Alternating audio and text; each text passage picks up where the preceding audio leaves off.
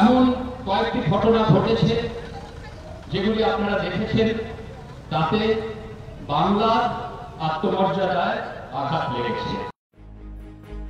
এবারের ভোটে শাসক বিরোধী সবার মুখেই দুর্নীতির প্রসঙ্গ। নারদের নাম স্পষ্ট করে না নিলেও বৃহস্পতিবার তৃণমূলের অধ্যাপক সাংসদ সুগত বসুর গলাতে উঠে এলো সেই দুর্নীতিরই প্রসঙ্গ। আমরা সবসময় স্বীকার করে নিতে রাজি আছি যে আমাদের কিছু ভুল ভ্রান্তি হয়েছে।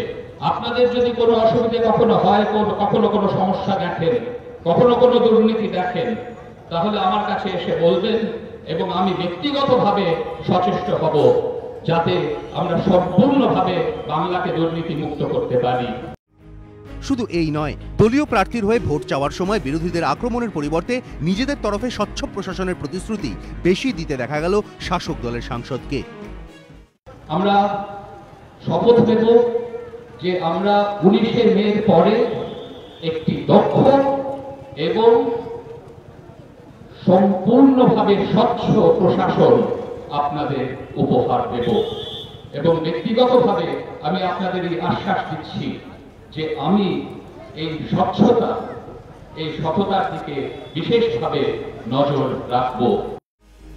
পর্যবেক্ষকরা বলছেন তিনি সম্মানীয় ব্যক্তি, হার্ভার্ডের অধ্যাপক, আদ্যপান্ত রাজনীতিকের মতো নন। তাই ফুটেজে টাকা নেওয়ার মতো দৃশ্য তাকে নাড়া দিয়েছে।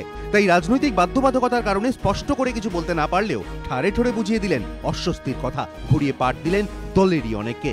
ঠিক যেভাবে কয়েক সপ্তাহ আগে দিল্লির বৈঠকে নারদ ইস্যুতে দলের অবস্থান নিয়ে প্রথম প্রশ্ন তুলেছিলেন তিনি। তবে এই প্রথম নয়। 25শে এপ্রিল দ্য টেলিগ্রাফে প্রকাশিত প্রতিবেদন অনুযায়ী যাদবপুরের প্রচারে গিয়ে সুগত বসু বলেছিলেন, দুর্নীতির বিরুদ্ধে আমাদের আপোষহীন কড়া অবস্থান নিতে হবে, তার জন্য যা করার করতে হবে। নোংরা এই অধ্যায় বহরে বড় না হলেও এতে বাংলার আত্মসম্মানে আঘাত লেগেছে। এই আত্মসম্মান আমাদের ফিরিয়ে আনতে হবে।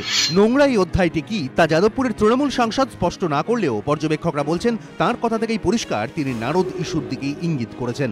কিন্তু দলের বহু হেভিওয়েট নেতাই যখন স্টিং বিদ্ধ, তখন এই অধ্যাপক সাংসদের কথা শোনার মতো তৃণমূলের অন্দরে কি কেউ আছে? আমাদের মধ্যে যেন কোনোদিন ক্ষমতার দম্ভ না থাকে। আমরা বিনয়ের সঙ্গে সাধারণ মানুষের কাছে গিয়ে বলতে পারি যে আমাদের ভুলভ্রান্তি আমরা শুধরে নেব। কৃষ্ণেন্দু অধিকারী, এবিপি আনন্দ, কলকাতা।